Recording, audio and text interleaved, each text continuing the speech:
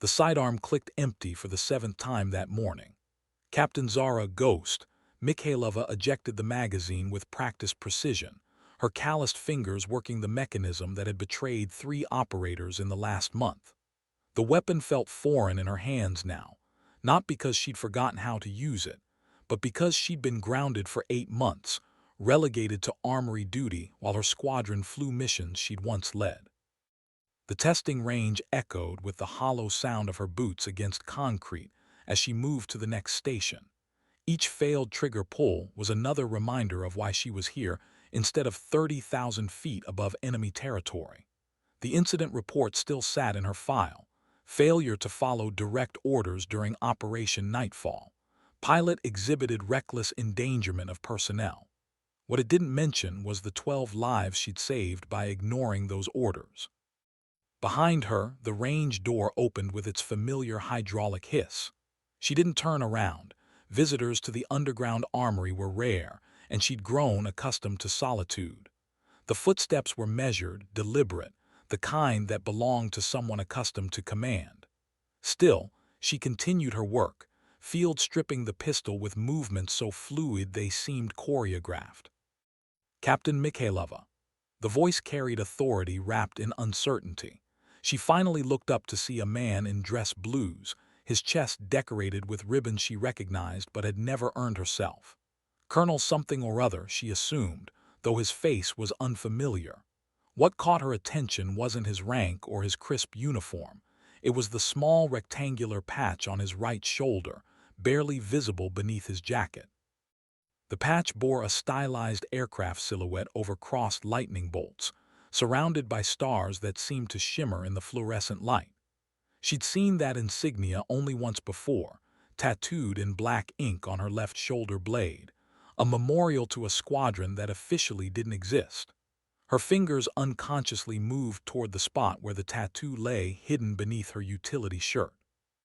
"Do I know you?" she asked, though something in his eyes suggested the answer was more complicated than yes or no. The colonel's gaze moved from her face to her hands, still holding the disassembled weapon, then back to her eyes with an intensity that made the sterile room feel suddenly smaller. He stepped closer and she noticed something else, a slight limp in his left leg, the kind that came from ejecting at high altitude. "You don't remember me," he said, "but I remember you. And right now, Captain, we need someone who knows how to ignore orders when lives are at stake." The words hung in the recycled air like smoke from a distant fire, carrying implications that made her pulse quicken for the first time in months. 8 months earlier, Ghost had been the youngest squadron leader in the 492nd Fighter Wing, commanding 12 F-35 Lightning II aircraft from a forward operating base that appeared on no official maps. The base, designated Outpost 77, sat carved into a mountain range where 3 hostile nations met, its existence known only to a handful of Pentagon officials and the operators who called it home. The morning of Operation Nightfall began like any other, pre-dawn briefings in a bunker that smelled of coffee and determination, pilots checking weather reports that meant the difference between success and body bags. Ghost stood before the tactical display, her auburn hair pulled back in regulation style, green eyes studying satellite imagery that had been taken 6 hours earlier. Too old to be reliable, but it was what they had. "Primary target is a communication relay station," she told her squadron, using a laser pointer to highlight a cluster of buildings nestled in a valley 40 miles northeast of their position. "Intel suggests minimal air defense, but we all know how reliable that's been lately." A few pilots chuckled grimly. 3 weeks earlier, minimal air defense had meant 2 surface-to-air missile sites that had nearly claimed Phoenix and Raptor. Lieutenant Marcus Viper Chen raised his hand from the back row. At 24, he was the squadron's newest pilot, eager in the way that reminded Ghost uncomfortably of herself at that age. "Ma'am, what about civilian populations? The satellite shows structures that could be residential." Ghost nodded approvingly. "Good pilots asked hard questions. Rules of engagement are strict. No engagement unless we can confirm military targets, We're not here to create martyrs. She clicked to the next slide, showing their flight path through the mountain passes. We go in low and fast, hit the relay and extract. Time on target, 47 minutes from wheels up. The briefing continued for another 20 minutes, covering contingencies, communication protocols, and emergency procedures. When it ended, the pilots dispersed to their aircraft with the ritual efficiency of professionals who knew that preparation was the only thing standing between them and the infinite blue of an unmarked grave. Ghost's Lightning II sat in Hangar C, its stealth coating gleaming dully under the LED work lights. Staff Sergeant Rodriguez, her crew chief, was making final checks on the weapon systems, his weathered hands moving over control surfaces with the tenderness of a father tucking in a child. "She's ready, Captain," Rodriguez said, pride evident in his voice. "Full fuel load, targeting systems are calibrated, and I've loaded the new encryption protocols for the mission." Ghost nodded, running her own pre-flight inspection. The aircraft was a work of art disguised as a machine of war, angular surfaces designed to scatter radar waves, engines that could push her past Mach 1.6, and enough computational power to track dozens of targets simultaneously. But more than that, it was her partner in a dance that required perfect trust between human and machine. "Rodriguez," she said quietly, "if something goes wrong today—" "Nothing's going wrong today, ma'am," he interrupted gently. "You bring her home safe and I'll have coffee waiting." The mission began perfectly. Ghost Squadron lifted off in pairs, their aircraft disappearing into the pre-dawn darkness like mechanical ghosts. The Lightning IIs flew in complete radio silence, navigating by GPS and terrain-following radar through mountain passes so narrow that wingtip clearance was measured in feet rather than yards. Ghost led from the front, her aircraft designated Vanguard 1, with Viper flying as her wingman in Vanguard 2. Behind them, the other 10 aircraft spread out in a loose formation that would tighten as they approached the target area. The mission profile called for a coordinated strike, simultaneous hits on the communication relay, power station, and backup generators to ensure complete destruction of the enemy's regional command capability. 32 minutes into the flight, Ghost's radar warning receiver chirped softly in her headset. The sound was barely audible, designed not to startle, but every pilot knew what it meant. Someone was painting them with targeting radar. She glanced at her threat display, expecting to see the characteristic signature of a surface-to-air missile system. Instead, she saw something that made her blood run cold. "Vanguard 1 to all units," she whispered into her microphone, using the emergency protocol that would cut through any radio jamming. "We have multiple fighter aircraft inbound from the northeast. Count 12, possibly more. This is not a drill." The response was immediate and professional. "Vanguard 3, copy. I have them on scope. Bearing 045, altitude Angels 20, closure rate. Christ, they're moving fast." Ghost's mind raced through possibilities. Intelligence had indicated that the enemy possessed only a handful of operational aircraft, mostly older generation fighters that posed minimal threat to her advanced Lightning IIs.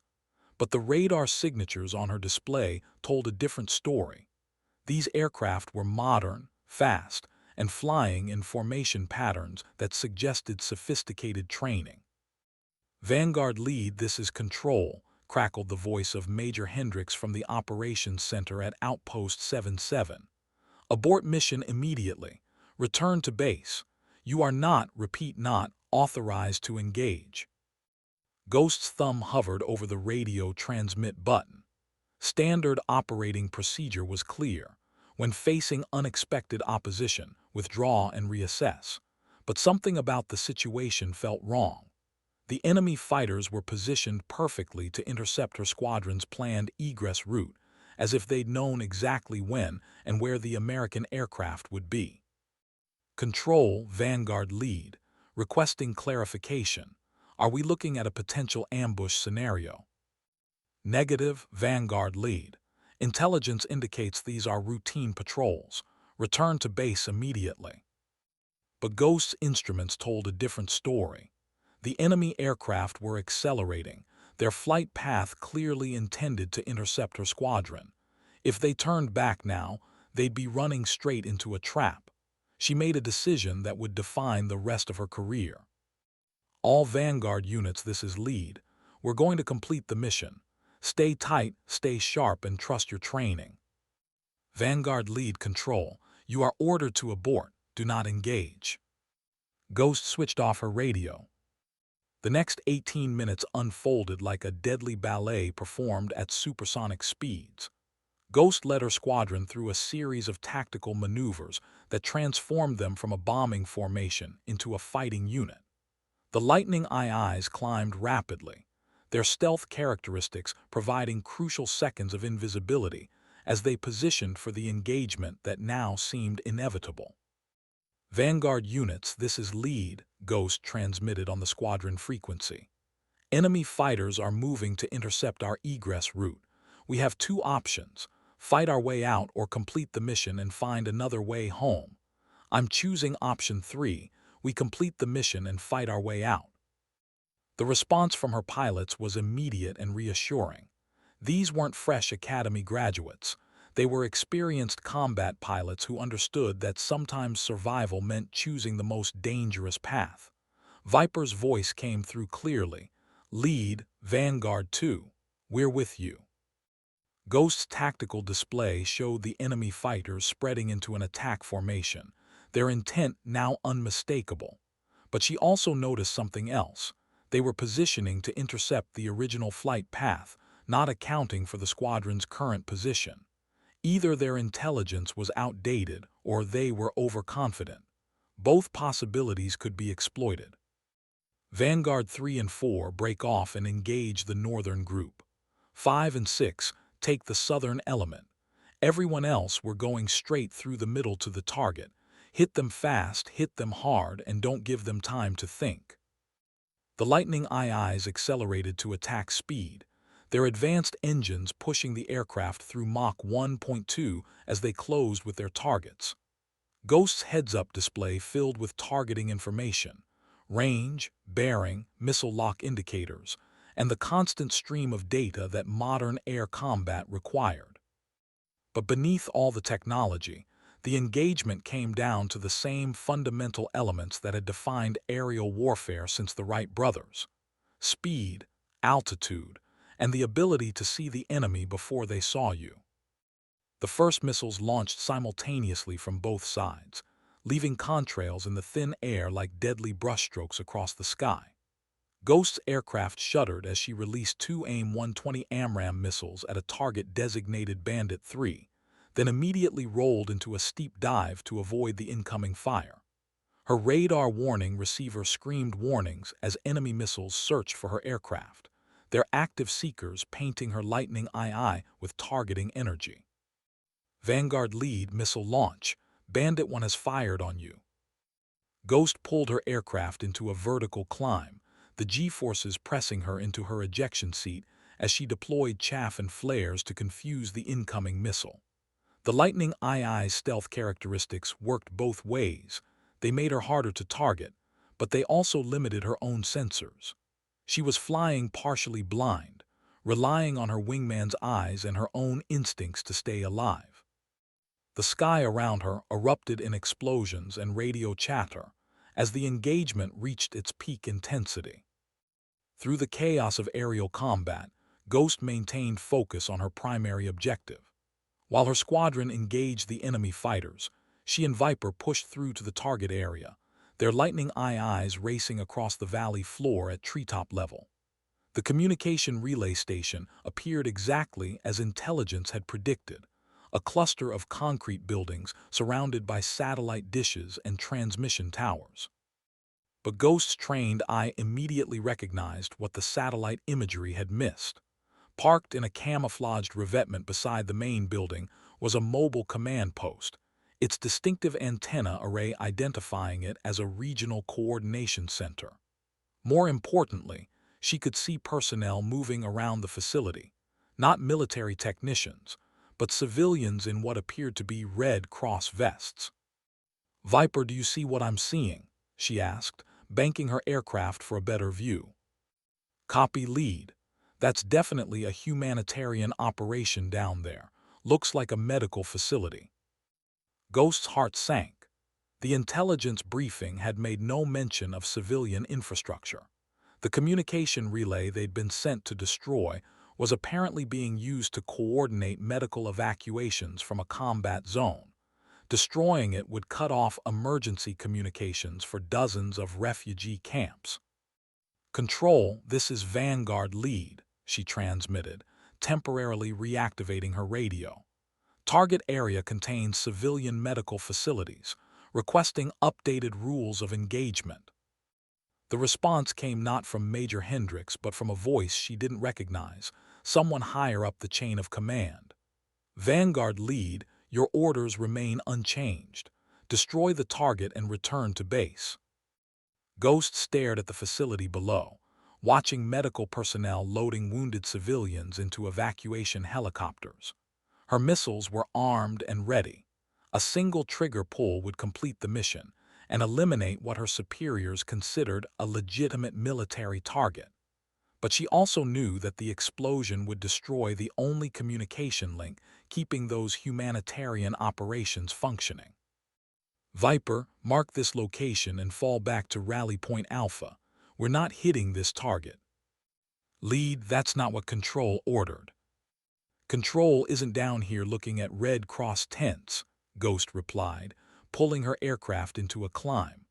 "Sometimes you have to choose between following orders and following your conscience." As they rejoined the main formation, Ghost could see that the aerial engagement was turning in their favor. Several enemy aircraft had been destroyed, and the remainder were withdrawing to the northeast. Her squadron had taken damage. Vanguard 7 was trailing fuel vapor, and 9 reported hydraulic problems, but all 12 aircraft were still airborne and capable of making it home. The flight back to Outpost 77 passed in relative silence, each pilot lost in private thoughts about what they'd witnessed and what it meant for their futures. Ghost knew that her decision to abort the strike would trigger an investigation, probably ending her command and possibly her career. But as she watched the sun rise over the mountains ahead, painting the sky in shades of gold and crimson, she felt something she hadn't experienced in months: peace with her choices. The debriefing took place in the same bunker where the mission had been planned 8 hours earlier, but the atmosphere had changed completely. Instead of confident pilots preparing for a routine strike, Ghost faced a panel of senior officers whose expressions ranged from disappointment to barely concealed anger. Colonel Morrison, the base commander, sat at the center of the table, flanked by intelligence officers and representatives from higher headquarters. "Captain Mikhailova," Morrison began, his voice carefully neutral, "your after-action report indicates that you made an unauthorized decision to abort the primary mission objective. Is this correct?" Ghost stood at attention, her hands clasped behind her back. "Yes, sir. The target area contained civilian medical facilities that were not identified in the intelligence briefing. Destroying the communication relay would have disrupted humanitarian operations. And you made this determination without consulting with your chain of command." "I did consult with Control, sir. I was ordered to proceed with the mission despite the civilian presence." Morrison's expression didn't change, but Ghost caught a flicker of something, surprise, perhaps, or recognition, that the situation was more complex than it initially appeared. He opened a folder and pulled out several aerial photographs, spreading them across the table. "These images were taken by a reconnaissance drone 4 hours after your squadron returned to base," he said. "Please examine them carefully." Ghost looked at the photographs, her breath catching in her throat. The communication facility was gone, replaced by a smoking crater. The medical tents had vanished, along with the evacuation helicopters and the personnel she'd seen working to save civilian lives. "Sir, I don't understand. We didn't engage the target." "No, Captain, you didn't. But 30 minutes after your squadron departed the area, the facility was struck by artillery fire from enemy positions in the surrounding hills. Every person you saw, medical personnel, patients, helicopter crews, was killed in the bombardment. The words hit Ghost like a physical blow. She stared at the photographs, trying to process what Morrison was telling her. Are you saying that the facility was a trap? We're saying that the enemy used humanitarian operations as cover for a military communications center, knowing that American pilots would hesitate to engage civilian targets. When you failed to destroy the relay, they eliminated the evidence themselves to prevent us from discovering their deception. Ghost felt the room spinning around her. The civilians she tried to protect had been murdered by the same enemy forces that had used them as human shields. Her moment of moral clarity had accomplished nothing except to delay the inevitable by 30 minutes. Captain, Morrison continued, your decision to disobey direct orders resulted in the failure of a critical mission and the loss of civilian lives that might have been prevented if the facility had been destroyed quickly. You'll be relieved of command pending a full investigation. As Ghost left the briefing room, she passed her squadron mates in the corridor. Their faces showed a mixture of sympathy and confusion. They understood her decision, but they also understood the consequences. In the military, good intentions didn't excuse bad results. For 8 months, Ghost had replayed that mission in her mind, analyzing every decision, every radio call, every moment when a different choice might have led to a different outcome. The investigation had concluded that while her intentions were honorable, her failure to follow orders had compromised the mission and contributed to the civilian casualties she tried to prevent.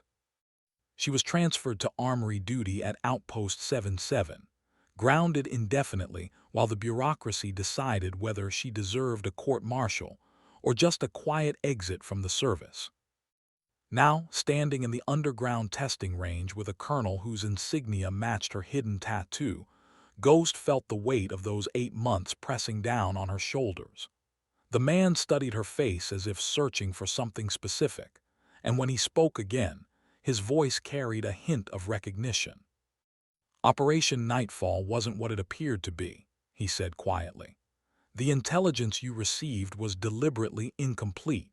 The enemy fighters that intercepted your squadron were there because someone leaked your flight plan. The civilian medical facility was a setup designed to test how American pilots would react when faced with an impossible choice. Ghost's hands clenched involuntarily around the disassembled pistol. You're saying we were manipulated. I'm saying that everything about that mission was designed to put you in an unwinnable situation. The question is, what did you learn from it? The question hung in the air between them like a challenge. Ghost thought about the months of isolation, the daily routine of testing weapons instead of flying aircraft, the gnawing doubt that had followed her since the debriefing. What had she learned? That good intentions weren't enough, that the enemy would exploit any hesitation, that sometimes there were no right answers, only choices with different kinds of consequences. I learned that the enemy will use our humanity against us, she said finally. But I also learned that losing our humanity is worse than losing a mission. The colonel nodded slowly, as if her answer confirmed something he'd hoped to hear. Captain, what I'm about to tell you is classified at the highest levels. Operation Nightfall was a test, not of your squadron's combat capabilities, but of your leadership under impossible circumstances. You were selected specifically because your psychological profile indicated you would prioritize civilian lives over mission completion. Ghost stared at him, pieces of a larger puzzle beginning to fall into place. Selected by whom? By people who need a pilot willing to make hard choices, even when those choices go against direct orders. The kind of pilot who can see through deception and act on principle rather than policy. He reached into his jacket and pulled out a folder marked with classification stamps she didn't recognize. Captain, how would you like to fly again? The offer hung between them like a lifeline thrown to a drowning swimmer. After 8 months of exile, the possibility of returning to the cockpit felt almost too good to believe. The colonel introduced himself as Marcus Reaper Valdez, though Ghost suspected that wasn't his real name. He led her through a series of underground corridors she'd never seen before, past security checkpoints that required biometric scans and clearance codes changed daily. The deeper they went into the mountain, the more sophisticated the security became, until they reached a blast door that looked like it could withstand a direct nuclear strike. "Welcome to Blackbird Station," Valdez said as the door cycled open with a deep mechanical hum. "Officially, this facility doesn't exist. Unofficially, it's where we prepare for missions that never happened." The hangar beyond the blast door took Ghost's breath away. 6 aircraft sat in individual bays, their sleek profiles unlike anything she'd ever seen. They resembled the Lightning II in basic configuration, but everything about them was more advanced: sharper angles, more sophisticated sensor arrays, and engine intakes that suggested capabilities far beyond conventional fighters. "F-47 Phantom Ravens," Valdez explained, nodding her expression. "Fifth-generation plus stealth fighters designed for operations that require absolute deniability. Faster than anything in the sky, invisible to radar, and capable of carrying payloads that can change the outcome of conflicts without anyone knowing we were there." Ghost walked slowly around the nearest aircraft, her trained eye cataloging the differences from standard fighters. The Phantom Raven was beautiful in the way that apex predators were beautiful, every line optimized for lethality, every surface designed to slip through enemy defenses like a whisper of death. "What kind of missions?" she asked, though part of her already knew the answer. "The kind where failure isn't an option and success can never be acknowledged. The kind where a pilot's judgment matters more than their willingness to follow orders." Valdez stopped beside her, his reflection distorted in the aircraft's stealth coating. "Captain, are you familiar with the Lazarus Protocol?" Ghost shook her head. The name meant nothing to her, but something in Valdez's tone suggested it should.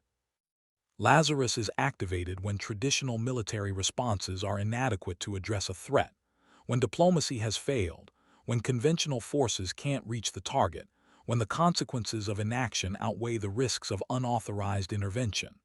He turned to face her directly. "Lazarus operators work outside normal command structures. They receive their orders from a joint committee that includes representatives from defense, state, and intelligence. They have authority to act on their own initiative when time doesn't permit consultation." The implications were staggering. Ghost was being offered a position in what amounted to a military organization within the military, operating with minimal oversight and maximum responsibility. It was everything she dreamed of as a young pilot, and everything she'd learned to fear as an experienced officer. "Why me?" she asked.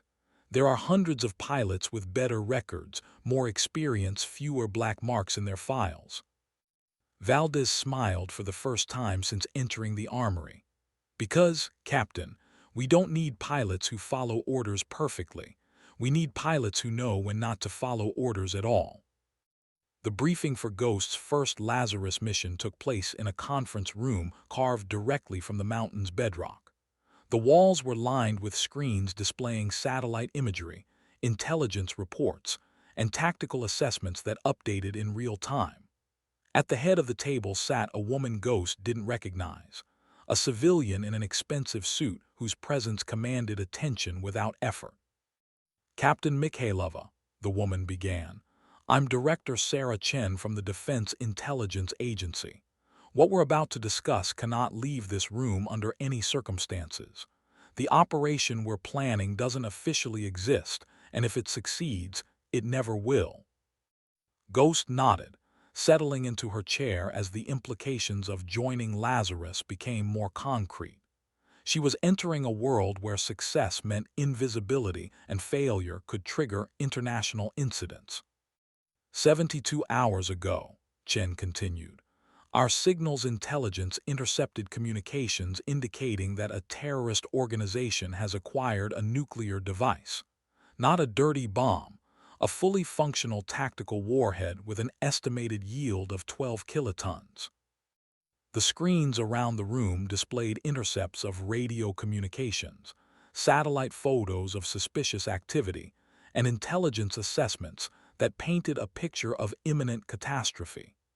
Ghost studied the information with growing alarm, recognizing patterns that suggested the terrorists weren't amateurs.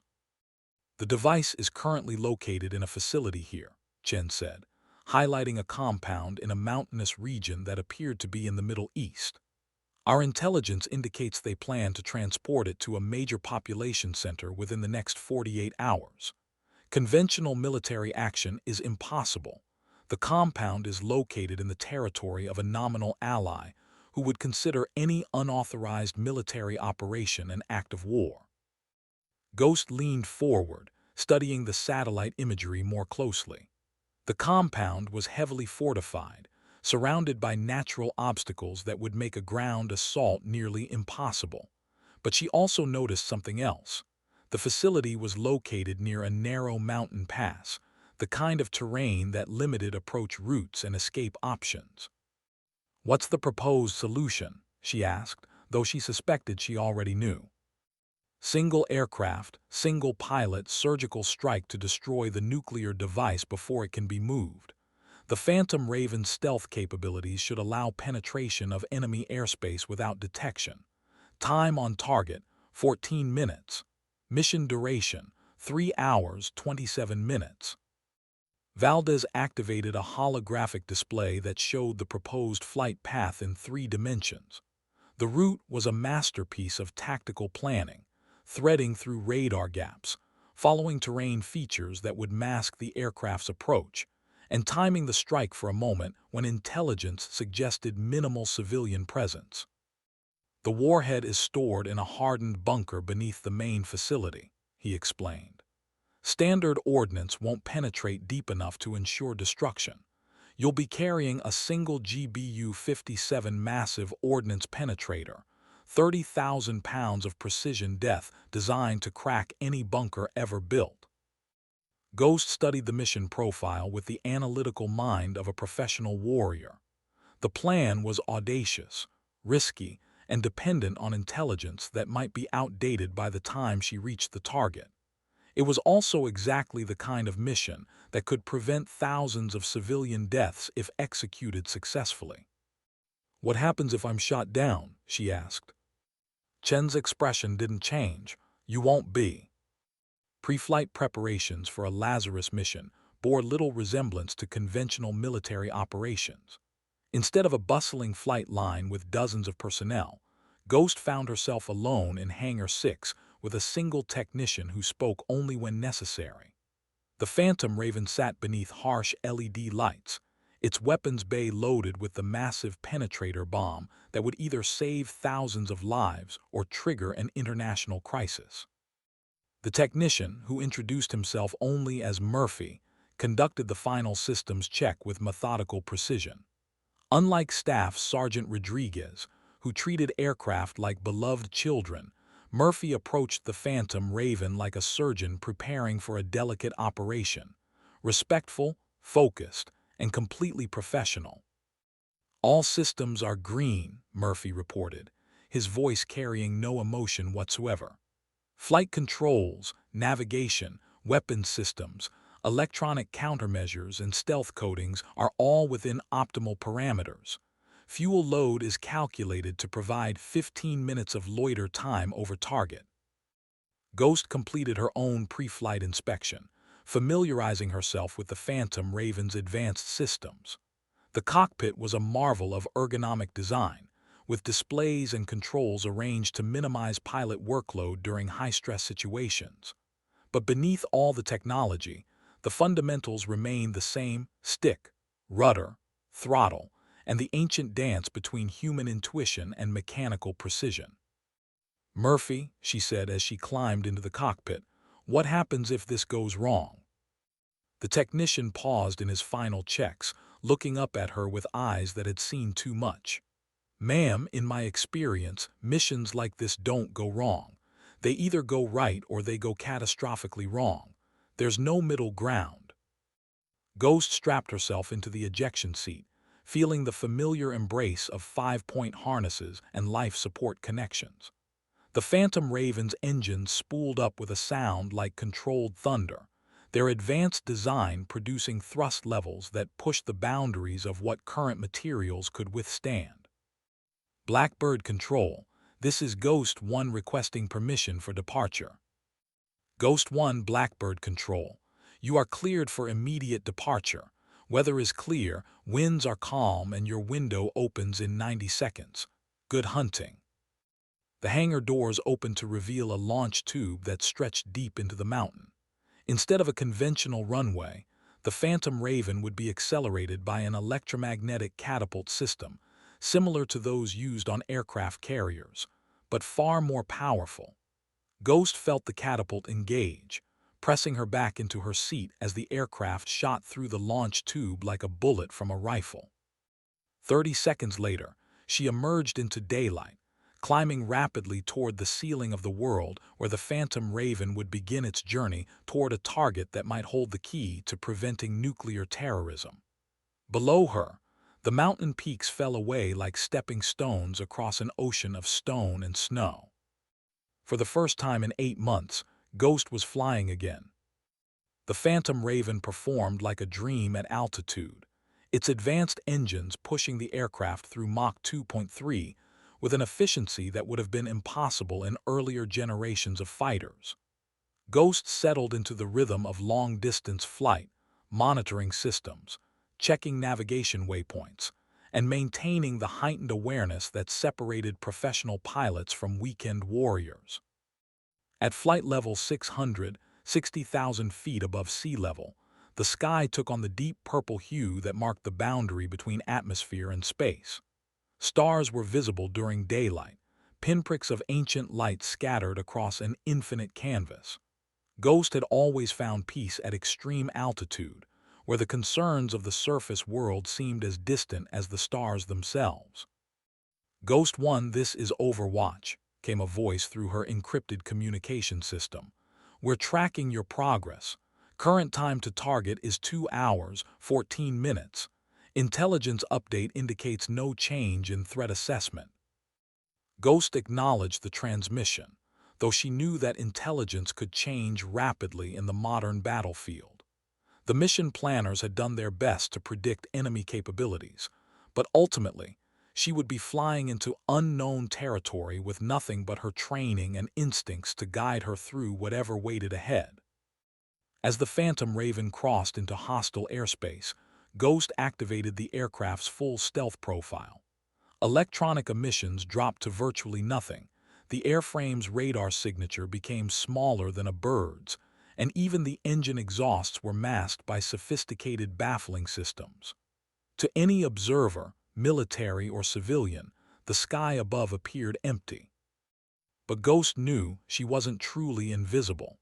Modern radar systems were becoming increasingly sophisticated, and there were always new techniques being developed to detect stealth aircraft.